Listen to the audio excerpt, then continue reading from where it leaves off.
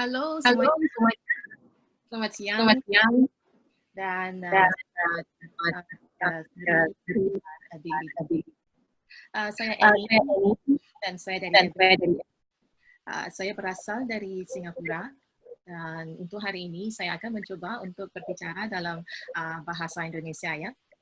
Jadi untuk hari ini kita akan membicarakan topik yang amat menarik yaitu mengenai pengelolaan pendidikan khusus sewaktu COVID-19 dan selanjutnya.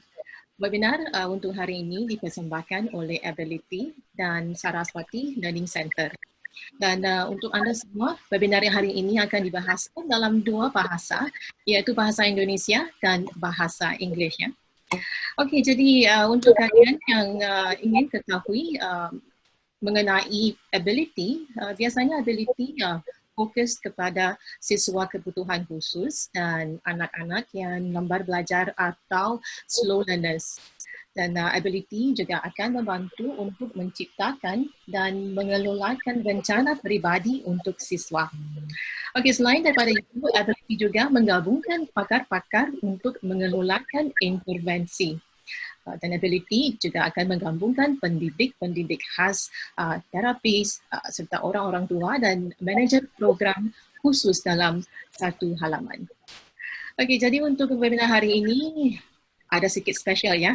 Anda semuanya akan diberikan akses kepada webinar resources atau maklumat webinar. Ia akan diberikan kepada kalian semua apabila webinar ini sudah tamat nanti. Jadi beginilah cara-cara untuk anda mengakses maklumat webinar. Cara pertamanya, anda akan menerima 2 email dari Team Customer Success Ability. Okey, dan apabila anda sudah menerima itu email, anda bisa langsung login dengan menggunakan kredensial yang dikirimkan kepada anda semuanya melalui email. Okey, seterusnya anda harus klik kepada View Resources dan anda akan bisa mengakses semua maklumat dan download webinar untuk hari ini ataupun webinar yang sebelumnya. Dan untuk anda yang ingin ketahui secara mendalam mengenai Saraswati Learning Center, ia adalah sebuah organisasi yang fokus membantu anak-anak kebutuhan khusus dan pembicara khas kita untuk hari ini ialah Reshma Wijaya Bojwani. Reshma adalah pendidik Saraswati Learning Center ataupun founder. Beliau juga adalah psikologis yang berpengalaman dalam pendidikan kebutuhan khusus ya. Okey, sebelum saya serahkan kepada pembicara khas kita, saya mahu peserta di Zoom menyertai segmen polling. Okey, jadi saya akan berikan peserta di Zoom hanya 10 saat. 10 saat untuk mengisi jawapan anda dan the polling question bisa kelihatan di skrin komputer anda semuanya. Okey, jadi saya mahu anda semua di Zoom segera mengisi jawapan anda. Saya akan berikan 10 saat sahaja ya. Okey, so saya ingin ketahui dengan lebih baik akan profil anda kesemuanya. Kerana itu saya mahu anda semua untuk participate untuk mengisi jawapan polling segmen ini ya. Okey, dan keduanya untuk peserta yang bergabung di Zoom, jika anda semuanya ada pertanyaan, anda bisa type pertanyaan kalian di dalam chat box atau kotak obrolan. Dan untuk peserta yang bergabung di Facebook, sila type pertanyaan anda melalui Facebook. Okey, terima kasih kepada semuanya kerana menolong untuk mengisi jawapan kalian. Saya akan tamatkan segmen polling sekarang ini ya. Okey, baiklah, sekarang saya akan serahkan kepada pembicara khas kita iaitu Reshma. Okey Reshma, over to you. Yeah. Hi, thank you so much, Annie. Thank you very much. So, yes, it's an opportunity to be in this Ability platform. Ya, saya sangat berterima kasih bisa di Ability platform ini. Saya akan mulai sekarang. So who am I? Ya, siapakah saya ini ya? Saya adalah seorang ibu.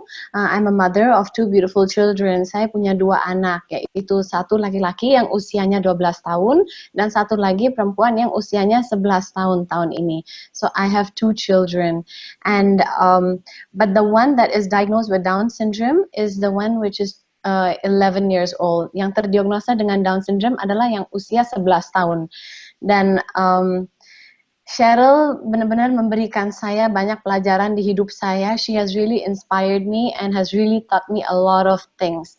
And oleh karena dia, saya sekarang ini adalah guru pendidikan luar biasa dan juga behavior therapist.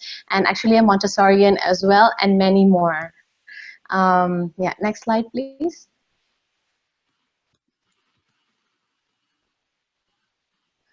So, kapan journey saya mulai? When did my journey start? Saya actually mulai pas saya usia 10-11 tahun, saya tinggal dengan saudara saya. Saudara saya itu usianya sama setara dengan saya, usia 11 tahun. Dan dia itu pas sama usia dengan saya lihat dia selalu duduknya di lantai, ataupun dia tidak bisa makan sendiri, dia tidak bisa jalan sendiri, dan saya tidak pernah bertanya kepada orang tua saya, oh kenapa ya saudara saya itu kayak begini, kenapa dia berbeda? Saya tidak pernah bertanya itu. Nah, dan tapi yang ada di lingkungan saya adalah orang tua ataupun saudara saya, yang lain-lainnya, ataupun tante saya selalu bilang, okay, come, let's play with your cousin, and dan saya selalu bermain, dan begitu saya bertumbuh dengan dia, dan saya melihat bahwa, oh okay, dia mempunyai kemampuan, she has abilities ya, dia bisa bermain dengan saya. But you know what? I also saw the fear. Saya melihat juga orang tua, sebagai orang tua yang mempunyai anak yang tidak dalam kata kutip normal, ya. Saya bisa melihat juga dia mempunyai ketakutan. She had this fear. The fear that apa sih masa depan anak saya? What's the future of my child? Nah, dengan rasa takut ini, saya selalu membilang kepada diri saya sendiri, saya selalu sembahyang kepada Tuhan. Saya bilang, Tuhan jangan satu hari, jangan sampai saya diberikan anak yang tidak normal ataupun yang berbeda dari yang lain. Tapi dan realitasnya adalah saya memang tidak pernah mengetahui bahwa saya itu memang mengandung anak yang spesial. Saya tidak pernah mengetahui itu. 9 bulan hamil, I was pregnant for 9 months and I never knew I was carrying the special child. It was very different. I went to so many doctors. Saya pergi ke beberapa dokter dan mereka melakukan USG, 4D scan, 5D scan, dan mereka ngelihat bahwa okay, anak ini bertumbuh biasa aja, nggak ada masalah. Everything was fine. She was borderline. Tapi ya saya tuh memang ditakdirkan tidak memang spesial. So, and saya melihat, I saw, and the day that she was born, hari yang dia memang saya melahirkan kepada anak saya, itu saya melihat bahwa kenapa ya dia berbeda ya, dia tidak nangis, dan pas saya melihat dia itu beda, dan semua dokter di Indonesia tidak bisa mendiagnosakan anak saya, tidak bisa membilang bahwa iya anak saya tuh beda. Saya bertanya kepada 3 dokter top notch, saya bilang, apakah anak saya berbeda? Apakah anak saya memang Down syndrome? Karena saya memang di jurusan ini. Pas saya melihat ini semua, saya bingung. Kenapa ya? Tapi dokter sendiri di Jakarta itu tidak yang membilang kepada saya bahwa iya benar gitu. Dia tidak ada dokter yang bisa pukul palu dan bilang benar anak Anda itu memang Down syndrome. Malah saya disarankan untuk ke Singapura untuk melakukan chromosome test. Nah, dari sana baru mereka akan bilang bahwa di Singapura bisa diberitahukan yang benar. They will tell you that okay, anak Anda memang terdiagnosa Down syndrome atau tidak. Next slide please. Dan aslinya apa yang terjadi pas saya ke Singapura, apa yang bisa terjadi terhadap ibu yang ingin anaknya itu biasa normal seperti anak yang lain. Tetapi saya dibilang oleh dokter bahwa anak saya itu Down syndrome. Saya bingung sebagai orang tua. I was very confused as a parent.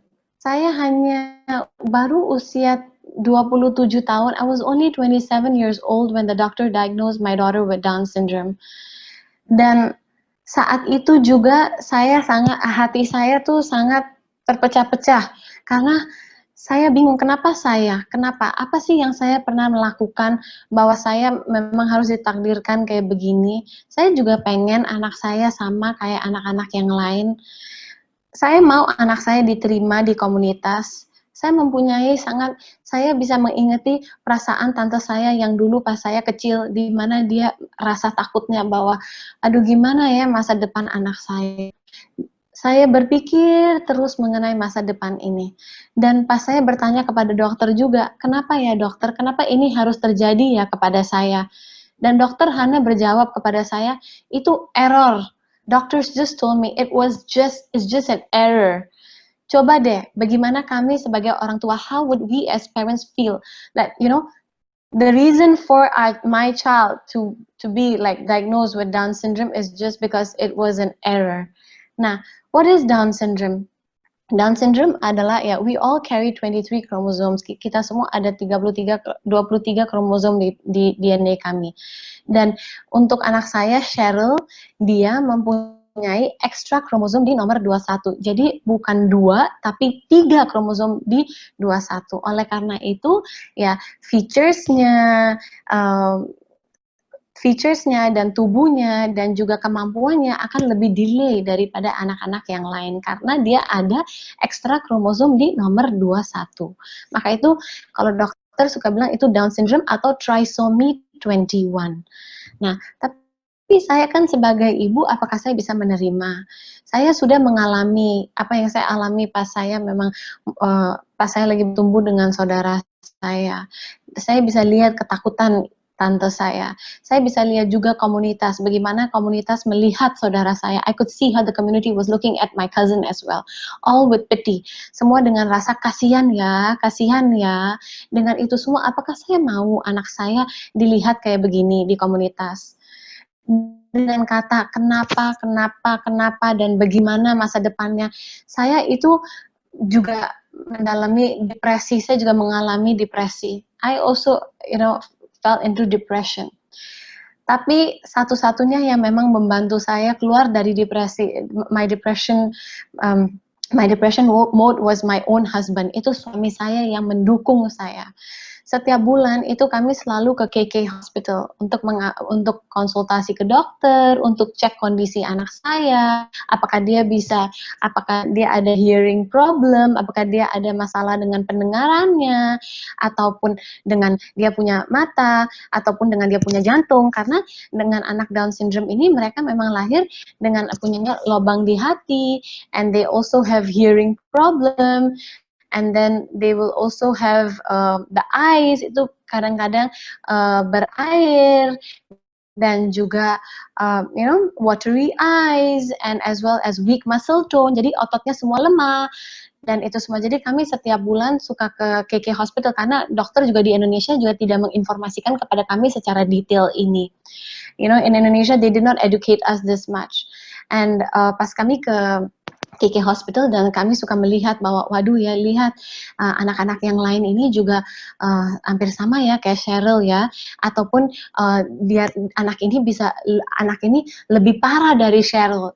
We would see situations where children were even more worse, or there were children who were better than Cheryl. But my husband would always tell me the ones who were better. Anytime I saw children who were better, I would say how I wish my child would be like that. Setiap kali saya melihat anak ada yang lebih baik dari Cheryl, ya perkembangannya saya akan lihat, saya berharap ya anak saya bisa kayak begitu saja. Tapi setiap kali saya lihat anak yang lebih parah dari Cheryl ya, dan saya akan bilang, aduh kesiannya gimana ya orang tuanya ya, aduh gimana ya.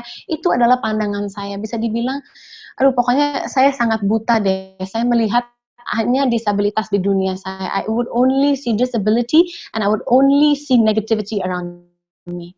And everything was always kesian. Saya sama kayak komunitas saya. I was just the same like anybody.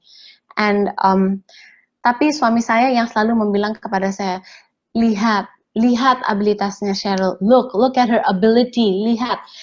Her ability is way more than her diagnosis, yaitu Down syndrome. Lihat kemampuannya dia.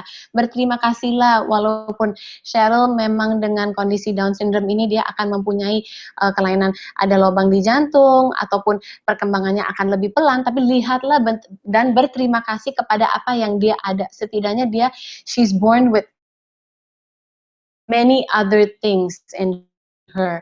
So, then I realized, dia sang itu kepada saya, then I realized that, you know what, he has a point. Dan di sana dia mengingatkan saya bagaimana saya melahirkan Cheryl. How I delivered Cheryl. Next slide, please.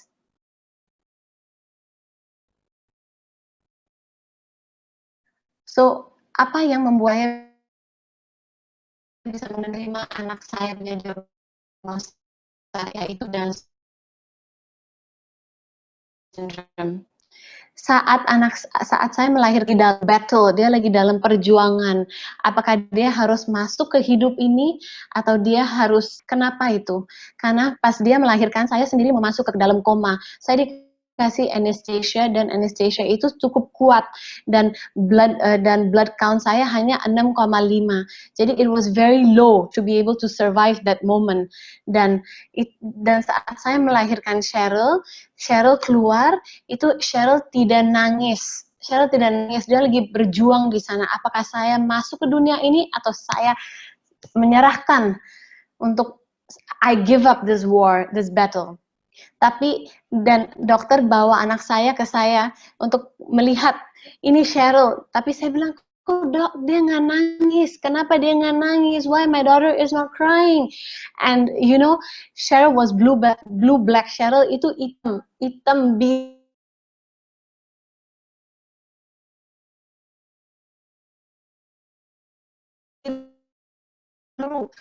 Nggak ada oxygen. There was no oxygen in the body. But that time, saat saya, I cannot bear this anymore. Dan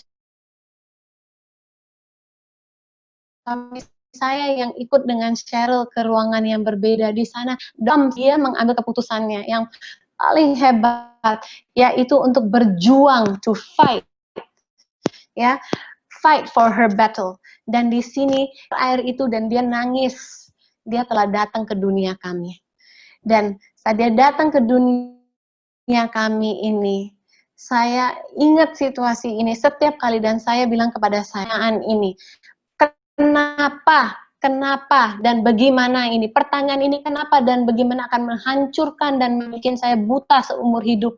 It'll make me blind my whole life. All these why and what about the future questions. Oleh karena itu, saya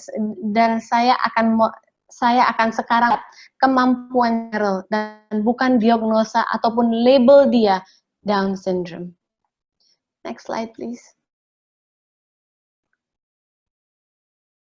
Dan Cheryl lah yang buka mata saya ini yang buta dan membilang kepada saya bahwa tujuan hidup saya adalah untuk melihat bahwa kemampuan dia itu melebihi diagnosa yang dia mempunyai.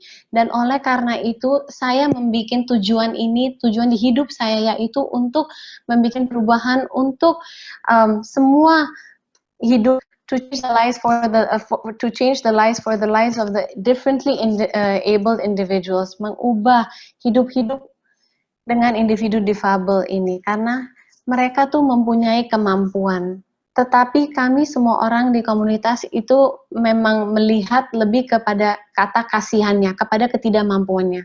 Tetapi tujuan saya adalah untuk mengeluarkan semua abilities ini, mengeluarkan semua kemampuan ini yang ada di semua individu difabel.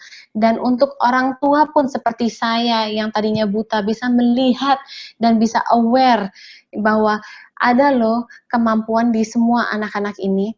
Dan juga untuk orang-orang di komunitas untuk acknowledge, untuk menerima bahwa semua itu mempunyai kemampuan yang berbeda-beda, dan menerimalah semua perbedaan ini dan include mereka di komunitas kami.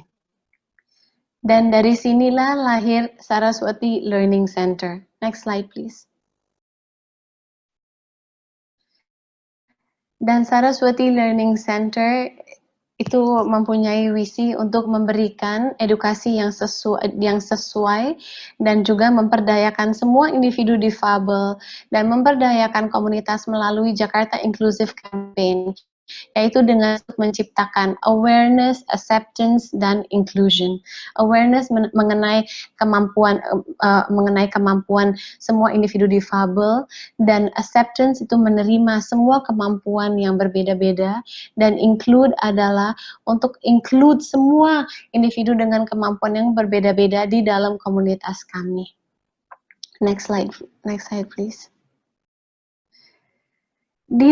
Saya sebagai founder dari Saraswati Learning Center pun mempunyai pengalaman yang sama seperti semua Anda di sini. Nah, pengalaman saya apa sih? Saya selalu akan mempunyai masalah. I will always be having problems in my life. But what are these problems all about? Ya, saat saya mulai Saraswati Learning Center, masalah saya yang paling besar adalah saya memulai Saraswati Learning Center untuk anak saya, yaitu Down syndrome. Jadi sistemnya itu adalah untuk individu dengan diagnosa Down syndrome. Tetapi aslinya saat saya membuka, saya dapat orang tua yang menanyakan kepada saya bahwa anak saya itu dengan diagnosa autism, anak saya dengan diagnosa ADHD, anak saya dengan diagnosa CP, cerebral palsy, ataupun anak saya dengan hearing impaired ataupun visual impaired. Dan saya melihat kesulitan ini semua orang tua, dan saya melihat bahwa mereka semua itu dikeluarkan dari sekolah mereka. Karena kenapa? Nggak mau diterima, ataupun tidak ada sistem untuk bikin mereka bisa berkembang. There was no proper support system for all these parents, to grow, for the children to grow. So I saw that. Saya melihat saya di diri I saw myself in all my parents. Saya melihat di semua orang tua yang datang ke saya. Dan oleh karena itu saya bilang, enggak, saya tidak akan menyerah, saya akan selalu motivasi. Dan saya observe, saya observasi, oke, masalahnya kayak begini, saya mendapati anak-anak yang dengan diagnosa kayak begini. Saya bilang, oke, nggak ada masalah, sekarang saya akan cari solusinya. Solusinya adalah mechanics-nya dari sistem ini. Apa sih mechanics-nya? Apa sih yang kita butuhkan? Apakah kami membutuhkan olinya, atau kami membutuhkan lebih banyak what is it that we need for the car to run? Apa sih yang kami membutuhkan untuk mobil ini bisa lari? Yaitu Saraswati Learning Center bisa berjalan. Jadi saya menciptakan sistem, yaitu yang unik. Jadi saya menciptakan kurikulum, Saraswati Learning Center punya kurikulum, saya menciptakan juga strukturnya, di mana kami bisa menerima semua individu difabel dan bisa didukung oleh kurikulumnya, dan kami juga menciptakan support systemnya, di mana semua bisa belajar dalam satu kelas dan bisa dilindungi juga. So it was all in one package, dan ada terapinya juga. So it was all, Saraswati Learning Center it comes in a one package. So oleh karena itu, this was one of the problem that I face, Ini adalah satu masalah yang saya memang ketemui saat saya membuka Saraswati Learning Center. Dan bisa berjalan, dan sampai saat ini Saraswati Learning Center sudah 4 tahun, already 4 years, dan many success stories, and the children have really grown, and we have all different type of children, starting from Down syndrome, autism, ADHD, cerebral palsy, hearing impaired, visual impaired, sensory processing disorder, name it, and all the children are growing happily and successfully. So yes, there will always be a solution to your problem, as long as you are motivated, you observe, and you use the mechanics. Next slide. Nah, tapi di 2020 COVID datang. Nah, saat COVID datang, bagaimana ya? Apa yang terjadi ya? Nah, memang kami di situasi di mana Indonesian culture ini adalah kami memang terbiasa untuk pergi ke tokonya dan membeli kebutuhan kami sehari-hari dan yang lain-lain. Kami tidak terbiasa dengan online system ini, benar? Nah, oleh karena itu ya kami pasti akan panik dong. Gimana ya caranya ya melakukannya ya? Untuk kami bisa order online ataupun kami bisa belajar online ataupun anak-anak kami masih tetap belajar. Nah, kami sebagai orang tua pasti panik dong karena kami mau yang terbaik untuk anak-anak kami dan kami sendiri juga mempunyai we have a job as well, right? Dan what about our own job, right? Dan juga sebagai guru-guru kami juga akan stres. Waduh, kami sudah terbiasa ini dengan face to face. Kami belajarkan anak ya dengan with all these things and you know hands-on materials yang anak-anak harus pegang dan baru mereka akan bisa belajar. Ini gimana ya kalau online ya? Bagaimana anak akan bisa? Dan melebihi dari itu, orang tua juga they were losing jobs, right? Pekerjaan kami pun juga tidak stabil. Ada juga yang lower income ataupun ada yang dipecat. Bagaimana kami akan membayar juga untuk anak-anak kami punya edukasi or even our daily life, right? Kebutuhan kami sehari-hari.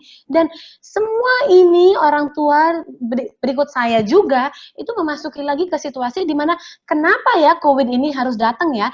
Dan apa ya yang kami harus melakukan ya? Di masa depan ini bagaimana masa depan kami? Sama lagi pertanyaannya yang kami selalu akan memasuki sistem yang negatif di mind kami adalah kenapa dan bagaimana ya? It's all these things about the future.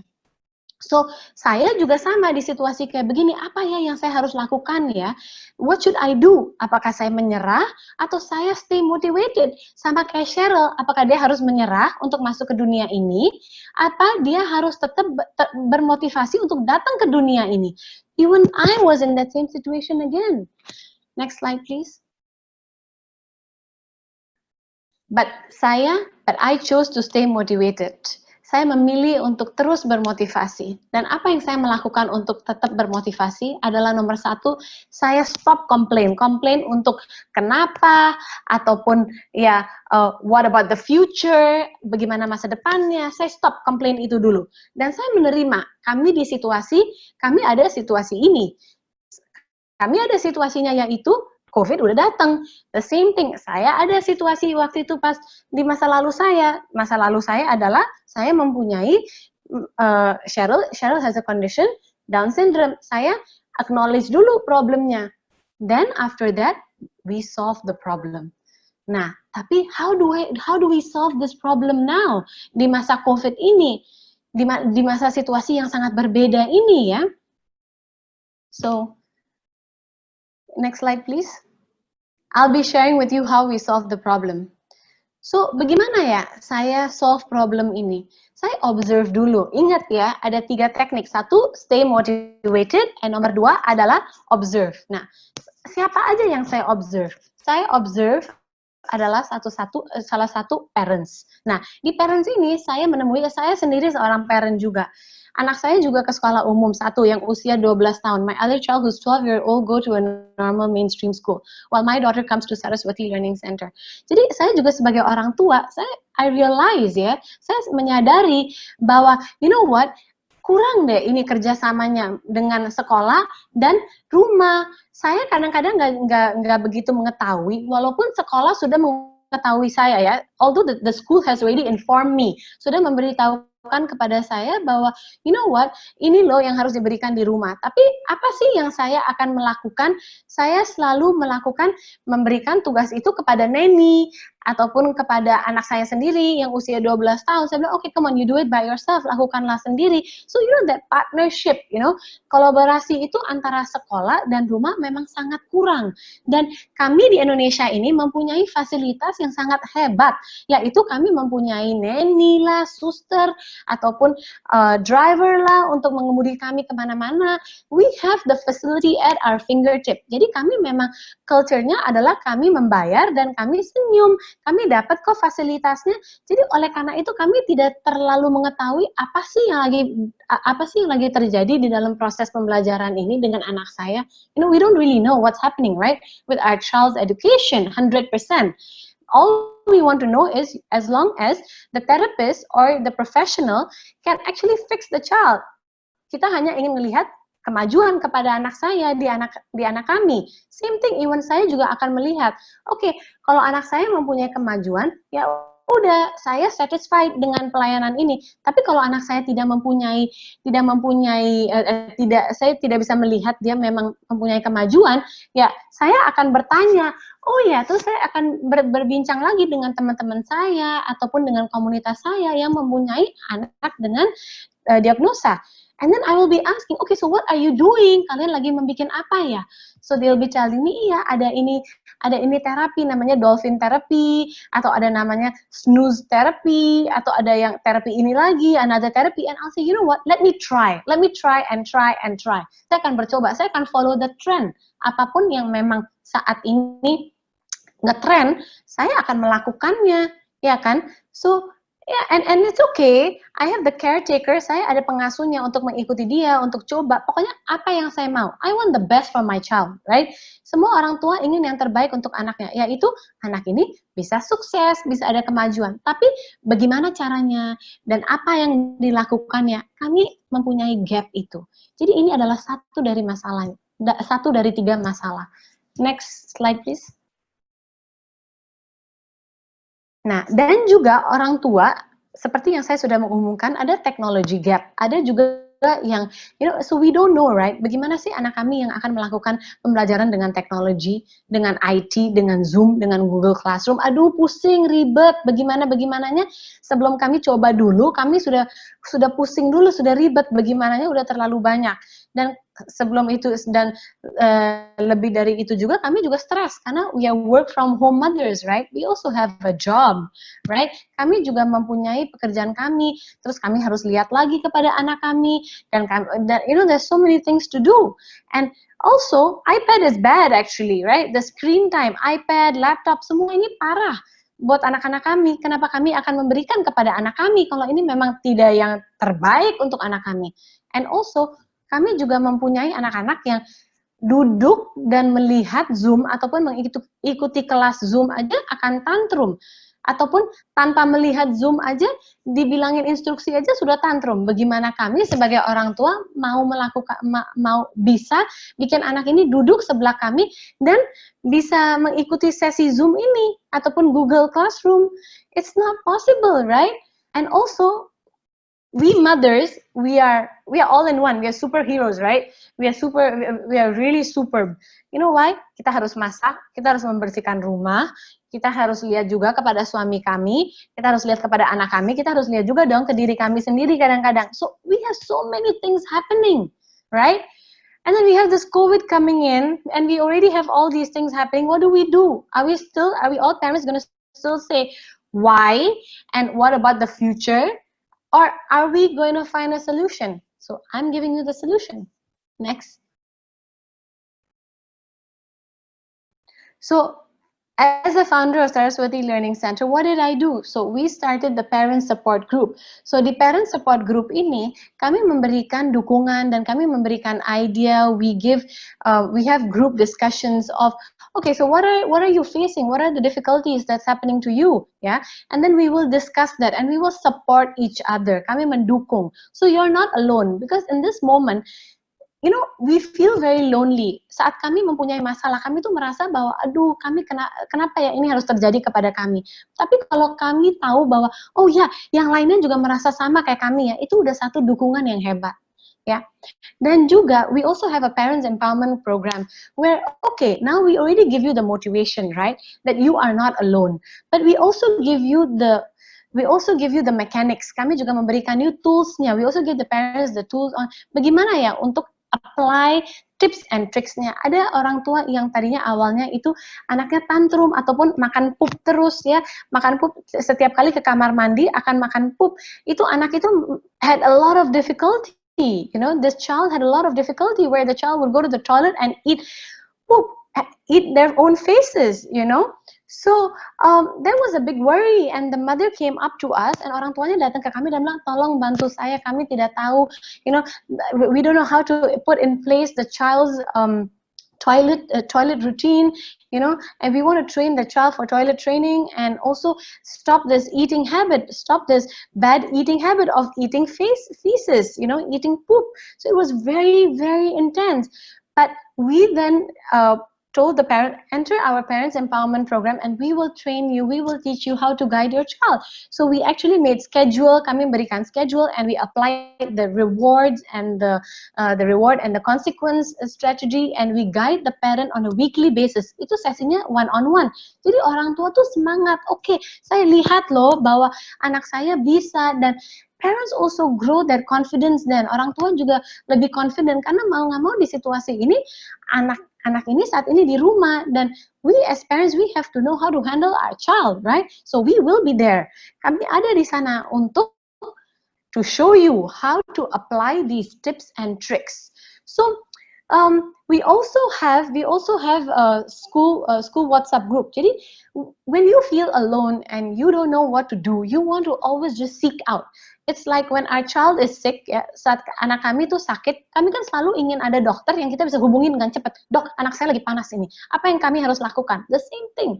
Our children are all special. So, you know, we have a school WhatsApp group, and anytime the parents want to communicate and ask us anything, orang tua ingin bertanya, kami selalu ada. We will be there to reply. So the whole thing is we are not alone. That's the mechanism. And we give them the skill on how to handle it. Ya, keterampilannya juga kami berikan. Next slide, please.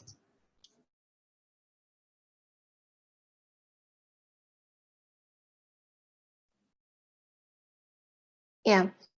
So, ada juga dengan teachers. The number 2 was teachers. So with teachers, what is it? Yeah. So we have this technology gap. Teachers also, we are not used to, right, using technology and teaching our child, right? So it's difficult, but we also have the communication barrier with parents, because biasanya kami itu komunikasi melalui apa? Melalui parents handbook, or even, you know, communication book, or even talking face to face, ataupun bicara tatap muka, kan? Nah, tapi sekarang gimana ya bicaranya? And also teachers also are same like all of us. Guru tuh sama seperti kami, dan mereka juga harus work from home. Mereka juga punya keluarga mereka sendiri, punya suami, ataupun punya lingkungan yang berbeda. Bagaimana ya melakukannya? Because they're also in the same situation, right? Like all of us. So we found the solution. Apa sih solusinya?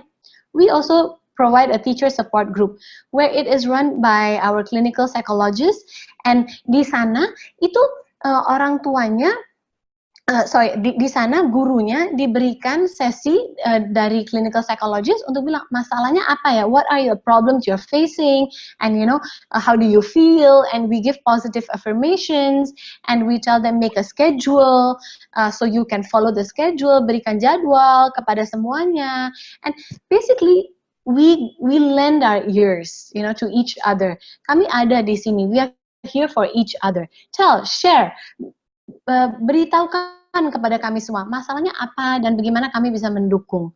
So nobody is alone in this whole thing. And also we provide a teacher training program. So kami melakukan, jadi kami beritahukan kepada gurunya, oke, settingannya harus sekian, dan backgroundnya harus begini, dan you have to be equipped with the technology, and as well as how do you use the technology, bagaimana menggunakan programnya, dan semua soft copy-nya kami berikan kepada guru, dan kami training juga bagaimana melakukannya interaktif. Kalau anak-anak bisa menonton YouTube untuk 1 jam, 2 jam, 3 jam, ataupun kadang-kadang 5 jam, kenapa enggak anak-anak bisa belajar juga di Saraswati Learning Center untuk 3-5 jam? Bisa kok, dan saat ini memang benar-benar bisa, karena guru-guru kami itu semua kayak YouTubers, they are very interactive, and we've modified the curriculum, so it's really amazing, and mereka bisa. Next slide, please. Nah, masalah ketiga adalah children. So, anak-anak juga di sini hal yang penting, karena mereka juga they're so used to that face-to-face interaction, ya. Mereka sangat terbiasa. Jadi, saat mereka harus mendengarkan instruksi lewat screen time ini, lewat screen kami, itu sangat berbeda. Tapi, dan juga mereka akan easily distracted dan bisa lebih less efektif juga. Karena kan durasi fokusnya akan lebih pendek, right? But what is the solution to all of this? So we make a social story. Social story itu apa ini? Ini adalah cerita yang kami kembangkan ya dengan foto anak. Jadi kami bisa kami bisa beritahukan kepada anak ini loh ceritanya dan nanti kalian akan belajarnya begini dan duduknya depan depan komputer, belajarnya untuk sekian jam dan so we tell the schedule of the child through the social story. And so the child knows, oh okay, this is what I'm going to do. Why do we not take changes that well? It's because nobody told us COVID was coming, right? Tidak ada yang informasikan kami COVID akan datang. Tapi anak-anak kami bisa informasikan kepada dia, COVID datang, ini yang akan terjadi. Jadi ini yang harus dilakukan. Nah, when the children know that this is what they have to do, then they are prepared for it. So we have to prepare the children for these changes in life. You see? And kami juga melakukan setting environment-nya di rumah.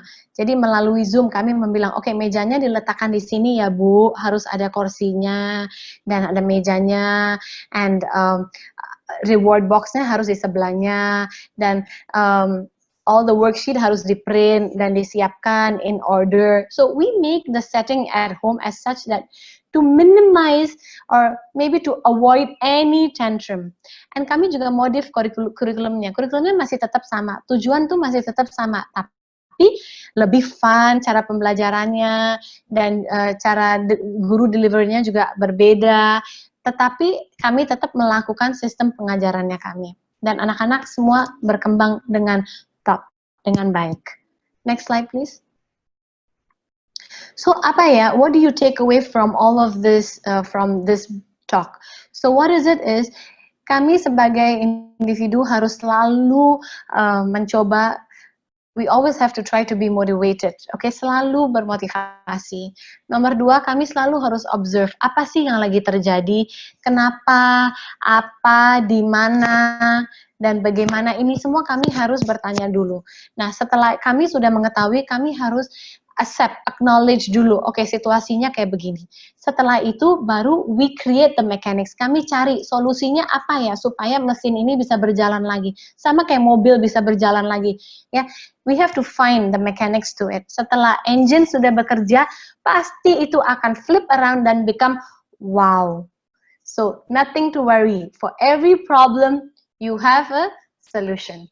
Always remember mom. Thank you. Okay, terima kasih. Thank you so much, Reshma. Ya, saya rasa itu satu presentasi yang amat menyentuhkan hati saya ya, dan juga bermanfaat sekali. Okay, sekarang kita akan mulakan segmen pertanyaan. Jadi untuk peserta di Zoom, sila type pertanyaan kalian di chat box, dan untuk Anda menonton di Facebook, Anda bisa type pertanyaan kalian di Facebook. Okey, kita mulakan dengan soalan yang pertama. Okey, Reshma sudah sedia? Yeah. Okay. Go ahead. Okay, so the first question datang daripada Delviati. Delviati ingin tahu bagaimana anda bisa menenangkan perasaan dan fikiran ibu untuk dapat bangkit dari rasa tekanan. Like, how do you get parents to deal with pressure? Okay, so basically, what I did was, so should I reply in English or in Bahasa? You can do a mixture, no problem. Yeah. Okay. For me as a parent, ya, saya sebagai orang tua, it was very difficult. I went through depression for 5 years. It took me 5 years, ya. Jadi untuk 5 tahun, saya memang di denial. Nggak begitu gampang untuk saya keluar. Even though I said to myself that, look at my child's ability and not the diagnosis. Walaupun saya membilang itu, untuk saya bisa mengatakan kepada komunitas bahwa anak saya itu Down syndrome membutuhkan saya waktu 5 tahun. It took me 5 years to tell the community my child was Down syndrome. Oke, kenapa? Karena saya ingin melindungi anak saya. I want to protect my child from the community, right? I don't want the community to judge my child directly. Oh, she's Down syndrome, so she's like this, she's different. Saya nggak mau itu dijudge, right? Yeah. So, but how I made it happen was because when I said to myself that enough, sekarang adalah waktunya untuk saya stop membilang kenapa. I stop saying to myself why it happened to me, and also what about my child's future. I said to myself, let me do something now. Sekarang saya mau melakukan sesuatu untuk anak saya, supaya masa depan yang saya kekhawatirkan, the future that I'm worried about, will never happen, because I will do it now. What I can do now, I will start it now. So that is the key point for you. Anytime you feel that you cannot do anything, you are depressed in life, or you are afraid, okay, of the future, you must tell yourself, why should I be afraid of the future when the future is not there yet, but the present is here. So marilah saya bikin itu, apa yang saya bikin sekarang, now. Now is what you do. Okay, that's the key point. Now, the present moment. Yeah, absolutely. Present moment is definitely more important than the future, ya. Betul katanya. Yeah. Okay, dan kita ke pertanyaan yang kedua. Okay, dalam bahasa Indonesia ya, bila terjadi tantrum saat belajar, apakah itu berarti kami harus mengganti cara mengajar anak-anak? Yes, karena tantrum itu sama kayak kami sendiri. Kenapa kami akan marah? Why do we get angry? Kenapa kami marah? Karena lingkungan kami membuat kami marah, ataupun individu yang lain membuat kami marah, correct? So why does our children throw tantrum? Kenapa anak-anak kami melakukan tantrum? Karena lingkungan dia tidak mengerti kepada dia, ataupun orang di lingkungan itu tidak mengerti kepada dia. Oleh karena itu dia tantrum. Jadi yang harus berubah adalah orangnya dan lingkungannya. Jadi kalau orang dan lingkungannya berubah, tantrum akan menurun. Okay, untuk soalan yang ketiga, ini a personal question for you. How do you stay motivated with your current child's condition, with Cheryl? How do you remain so positive and motivated? Okay, I always look at the positivity in her. When you interact with your child, and you see your child growing, and you see your child smiling, you see your child hugging you, you can feel that you are valued and you are an influence in your child's life. So once you see that, you will always be motivated because you want that. It's a drug in your life, which you will never give up. I really love that drug in your life. Okay, the next one, peserta ini ingin bertanya ya, tools yang diberikan untuk support parent dan child, adakah ia lebih spesifik? Are there any specific tools yang anda bisa recommend? Untuk berikan kepada orang tua atau anak? Untuk support parent dan anak-anak supaya mereka akan terus aktif dalam aktiviti. Iya, bisa. Jadi untuk orang tua, nomor satu adalah orang tua harus menerima dulu kondisi anak. Itu nomor satu. Kalau orang tua sudah menerima kondisi anak, nomor dua adalah dia harus membuat rutinitas dulu. Adalah jadwal, schedule. Di schedule itu dia harus tulis apa yang dia harus lakukan sehari-harinya, tapi dia harus memasukkan me time. Ya, itu waktu untuk diri dia sendiri. Karena kalau dia tidak melakukan me time juga, nggak ada self-love-nya. Kalau nggak ada self-love-nya, kita tidak bisa memberikan positive energy kepada anak kami juga. Okay? So that's the second thing. First is the parent. Okay? Kalau if the parent is already happy and confident and motivated, nomor 3 baru kami bisa membantu anaknya. Oke, nah dengan anaknya juga itu sama. Pertama kita akan bermain dulu dengan anaknya. How do we create the bond with the child?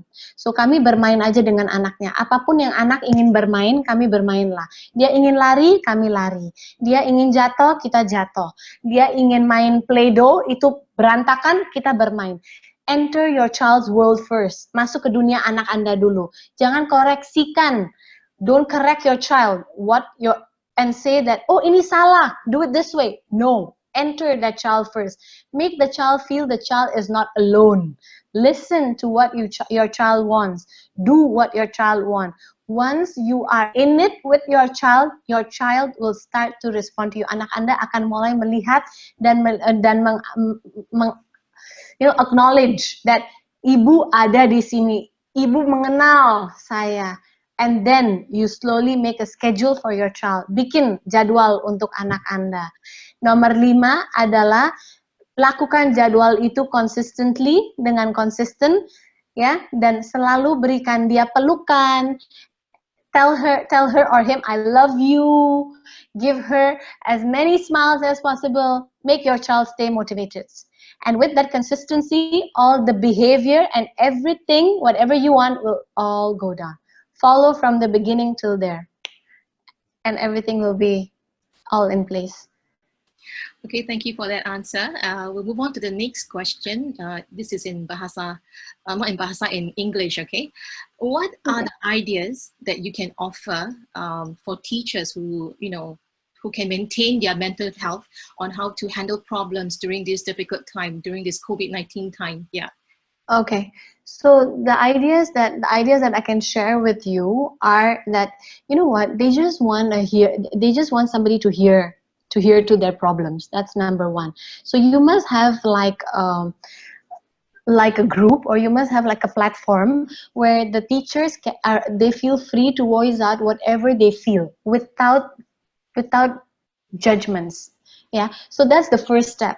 Once they're able to express whatever they want, whatever they feel, and when they ask for solutions, help me, then you do have the solutions to help them. For example, like again, taking deep breaths or giving affirmations to yourself.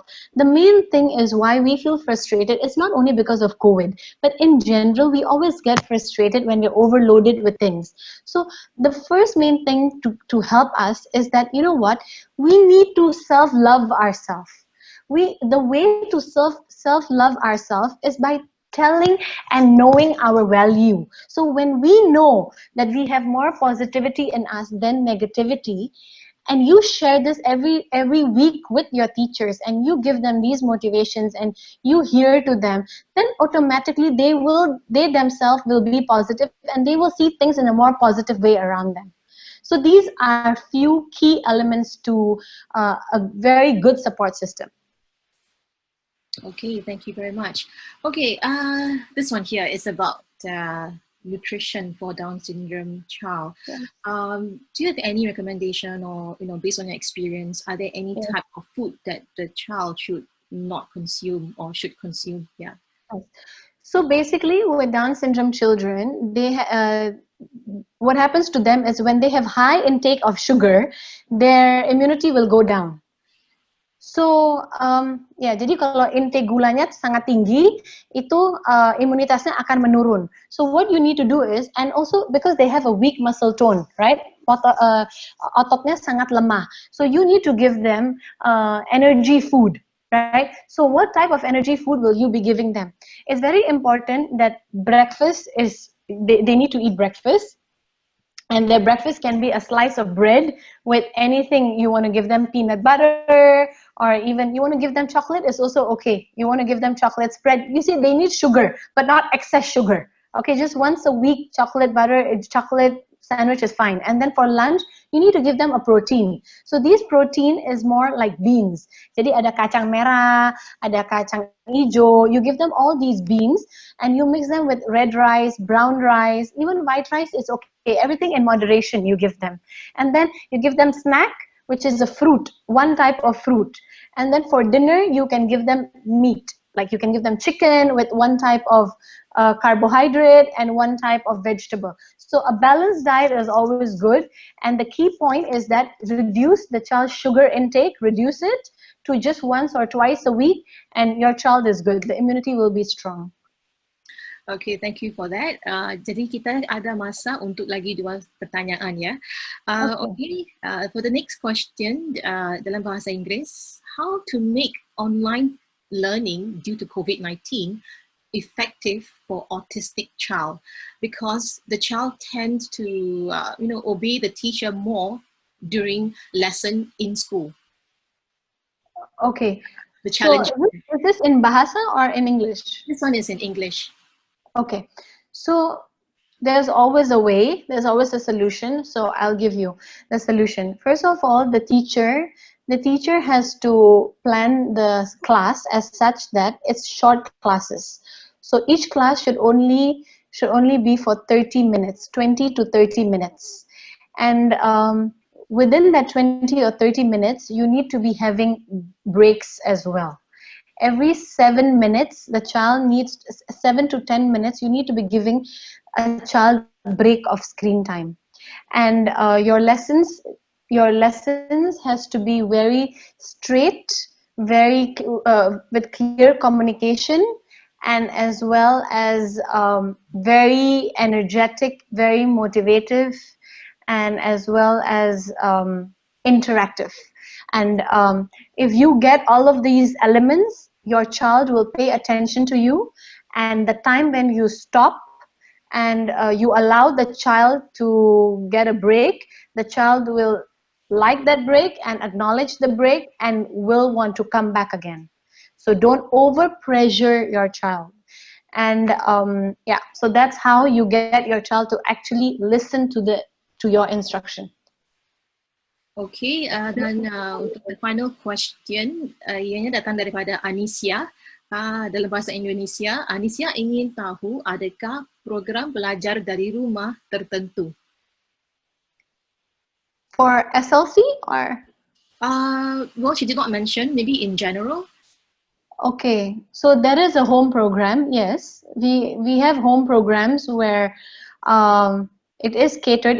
Kita ada program yang dilakukan untuk di lingkungan rumah, itu melalui parent empowerment program, which involves the parent and the child, dan juga ada yang untuk bagian dari sekolah, yaitu memang anak bisa melakukan aktivitas ataupun kelas untuk 2 jam, ataupun 3 jam, 4 jam.